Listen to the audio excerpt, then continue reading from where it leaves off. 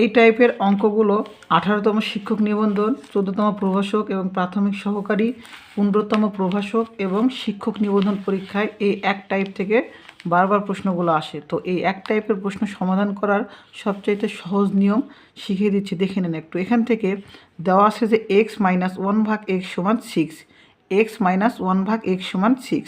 তাহলে এখানে প্রথমে এই অংশটুকু আমরা কি করব, প্রথমে অংশটুকু থেকে আমরা এই যে x আছে আর এই এখানে লবের নিচে হর 1 আছে, তাহলে 1 আর x এর আমরা লসাগু করে দেব।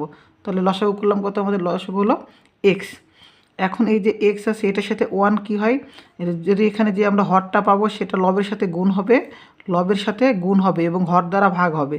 তাহলে এখানে 1 আছে, 1 দ্বারা ভাগ করলে সেটাই হয়, অর্থাৎ x আর x গুণ করলে আমাদের হবে x² মাইনাস এখানে x যে লবের সাথে গুণ হবে, এই 1 দ্বারা x গুণ করলে হয় x আর x কাটলে হয় 1 = 6।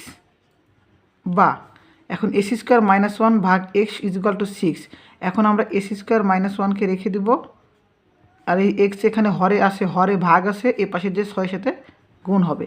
তাহলে আমরা এখান থেকে কী পেলাম, ac² - 1 = 6।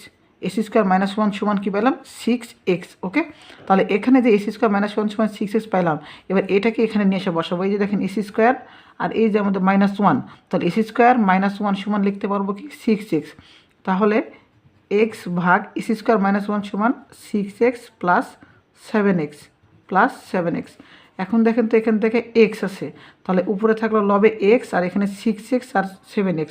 তাহলে এখানে যেহেতু দুইটা হচ্ছে আমাদের সদৃশ অর্থাৎ চলক সেম, এখন এই সংখ্যাদ্বয়ের কী হবে, যোগ হবে। 6 আর 7 যোগ করলে 13x। ওকে, তাহলে লবে x আর হরের x কাটা, তাহলে এখানে থাকলো কত, এখানে 1, সংখ্যা সহগ আছে 1 আর নিচে থাকলো হরে 13।